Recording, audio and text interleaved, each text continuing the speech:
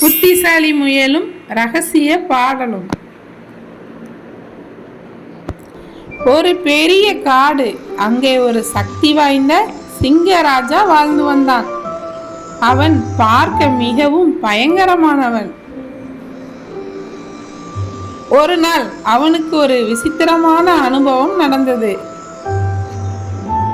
அன்று இரவு சிங்கம் தன் வாழ்க்கையிலேயே இல்லாத அளவுக்கு மிக நிம்மதியாக தூங்கியது. அதற்கு காரணம் அவன் காதில் கேட்ட ஒரு இனிமையான தேவகானம். சிங்கம், ஆஹா, என்ன ஒரு இனிமையான பாடல்! விடிந்து விட்டது, ஆனால் அந்த பாடல் மட்டும் என் மனதை விட்டு நீங்கவில்லையே. யார் பாடியது என்று திடீரென எழுந்து குழப்பமாக சுற்றி பார்த்தது. உடனே காவலாளியான கழுதையை அழைத்தது. அந்த மந்திர சத்தம் என்ன என்று கண்டுபிடிச்சிட்டு வா என்று சிங்கம் கழுதைக்கு கட்டளையிட்டது. கழுதை வேகமாக காட்டுக்குள் ஓடி சென்று கரடி அமைச்சரை கூப்பிட்டு விஷயத்தை சொன்னது. கரடி அமைச்சர் யோசித்தது. ஆனால் சரியான பதில் கிடைக்கவில்லை. அமைச்சர் கரடியும் ராஜா சிங்கமும் சேர்ந்து ஒரு போட்டி ஒன்றை அறிவித்தனர்.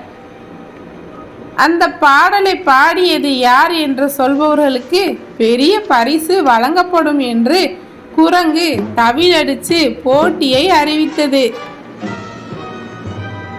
சரியான பதில் சொல்ற அசைவ விலங்குகளுக்கு 1000 மாமிசம், சைவ விலங்குகளுக்கு 1000 கீரை என்று போட்டியை அறிவித்தது. விலங்குகள் வரிசையாக வந்து பதில் சொல்ல ஆரம்பித்தார்கள். ஓநாய் எழுந்து, மன்னா, அது இரவில் தூங்காத ஆந்தையின் சத்தம் என்றது. பதில் தவறு என்று சிங்கம் கூறியது. புலி, அது வேறொரு நாட்டு பறவை மன்னா என்றது. அதுவும் தவறு. முதலை, நிச்சயம் அது மீனாகத்தான் இருக்கும் என்று கூறியது. பன்றி, இல்லை, அது தவளை என்றது. சிங்கம் அனைத்து பதில்களும் தவறு என்று கூறியது. கடைசியாக அமைச்சர் கரடி எழுந்தார். மன்னா, இவ்வளவு இனிமையாக பாடக்கூடியது குயில் மட்டும்தான். அது குயிலாகத்தான் இருக்க வேண்டும் என்று கூறியது. அனைத்து விலங்குகளும் சரியாக கண்டுபிடித்து விட்டீர்கள் என்று கைத்தட்டினார்கள்.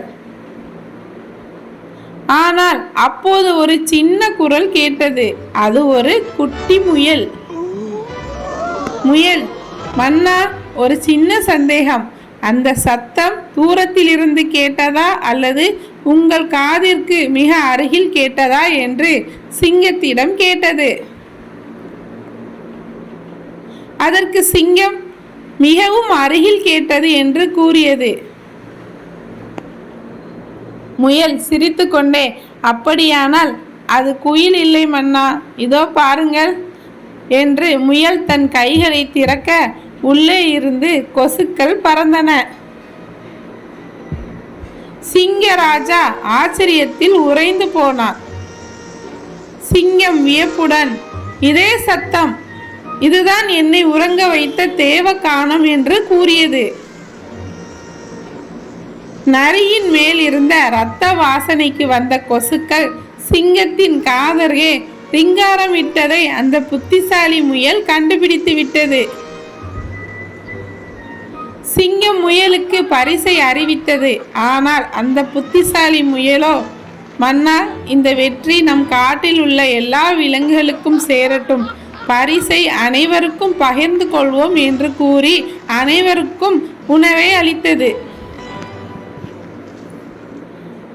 நீதி, புத்திசாலித்தனம் இருந்தால் சிறிய உருவம் கொண்டவர்களும் பெரிய சாதனை செய்ய முடியும்.